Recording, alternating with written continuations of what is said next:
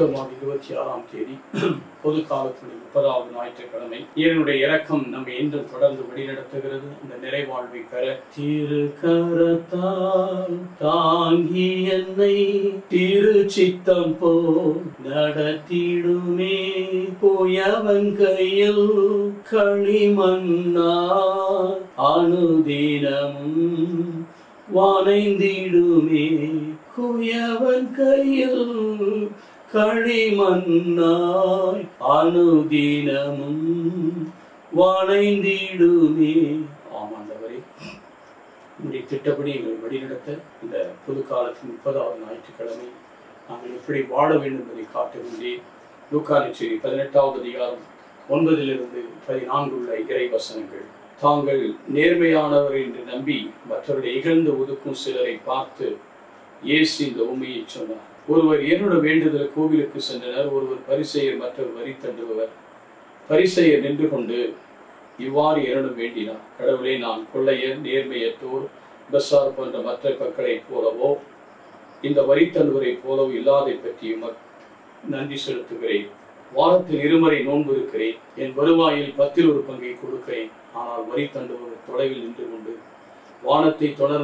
வானத்தை அண்ணார்ந்து பார்த்து கூட துணியாமல் மார்பில் அடித்துக் கொண்டு கடவுளே, பாவியாக என் மீது இறங்கியருளும் என்றார். இயேசு பரிசேயரே அல்ல, வரி தண்டுபவரே கடவுள் கேட்ப வீடு திரும்பினார். ஏனெனில் தம்மை தாமே உயர்த்துவோர் தாழ்த்த பெறுவர், தம்மை தாமே தாழ்த்துவோர் உயர்த்த பெறுவர் என நான் உங்களுக்கு சொல்லுகிறேன் என்றார்.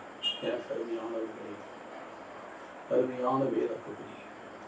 தங்களை நீதிமான்கள் நம்பி மற்றவர்களை இகழ்ந்து ஒதுக்கும் சிலரை குறித்து இந்த உண்மையை சொன்னார். பொதுவாக நான் பெரிய நீதிமான, பரிசுத்தவான், எனக்கு எல்லாம் தெரியும். அதை நான் 1 தீமோத்தேயு 1:15 சொல்வார். பாவிகளில் பெரிய பாவி என்று பவுல் சொல்லுவார். அந்த சின்னர் among the least among all the sinners.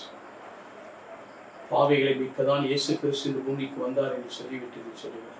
எனக்கு அருமையானவர்களே, நாம் நம்முடைய நிலைகளை ஏற்றுக்கொள்ள வேண்டும். அப்போதான் மற்றவர்களை நாம் புறக்கணிக்க மாட்டோம். முதலில் நம்முடைய குற்றத்தை, நம்முடைய கண்ணில் இருக்கிற விட்டத்தை, மரக்கட்டை எடுத்தால்தான் மற்றவருடைய கண்ணில் இருக்கிற துரும்பு இருப்பது நமது கண்ணில் தெரிய வரும்.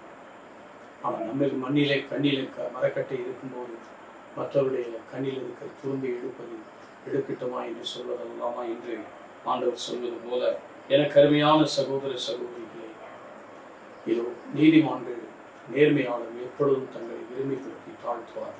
இங்கே ஒரு நீதிமானாக நடிக்கிறார் ஒரு மனிதரை பார்க்கிறோம். விபச்சாரர், கொள்ளையர், நேர்மையற்றோர், இது இந்த ஆயக்காரனை போல நான் இல்லை என்று இருக்கிறது. நம்ம யாரு கேட்டோம்? மற்றவர்களை பற்றி நம்ம பேசுவதற்கு உரிமைகள். இந்த மனிதன் பாருங்கள், நான் பாவி, அவரை உழைத்து கூட தூரத்தில் நின்று முன்னால் வந்துட்டான். தூரத்தில் நின்று மார்பில் அறைந்து என்னுடைய இரக்கத்தை வேண்டுகிறார். இரக்கம் வையும் என்று சொல்லுவார். மற்றவர்களை யாரையும் குறை சொல்லவில்லை, மற்றவர்களை புறக்கணிக்கவில்லை. வாரத்துக்கு 2 முறை நோன்பு, 10 1 காணிக்கை எல்லாம் தேவையில்லாத கொடுத்து விட்டால் நாம் நீதிமானாக முடியாது.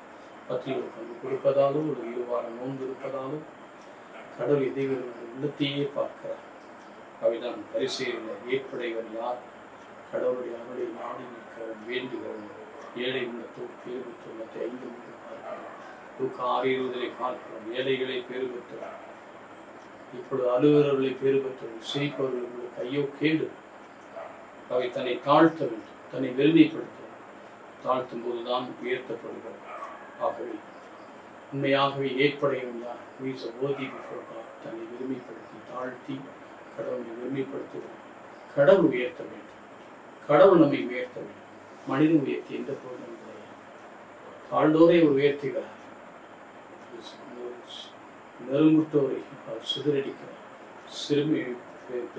பெருமை உள்ளவர்களை அவர் சிதறடிக்கிறார், கருணை உள்ள தாழ்மை உள்ளவர்களை அவர் தம்முடைய அருளால் நிரப்புகிறார். 4வது அதிகாரத்தில் யாக்கோபு 4 அதிகாரத்தில் சொல்லப்பட்டிருக்கிறார்.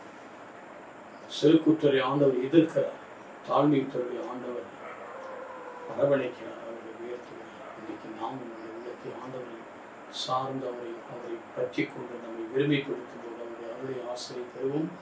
இதனால் நாம் மற்றவர்களை புரிந்து கொண்டு மற்றவருடைய தேவைகளுக்கு மற்றவர்களை அன்பு செய்ய நாம் அந்த உள்ளமானது விரவி சென்று அனைவரையும் அன்பு செய்யும் அந்த நிறைவாழ்வு பெற ஒப்புக் கொடுப்போமா. எங்கள் நல்ல ஆண்டவரை, நேற்றும் இன்றும் என்றும் மாறாதவரை உடைய கிருபையால் தாங்கிக் கொள்ளும், வழி நடத்தும், ஆசீர்வதியும்.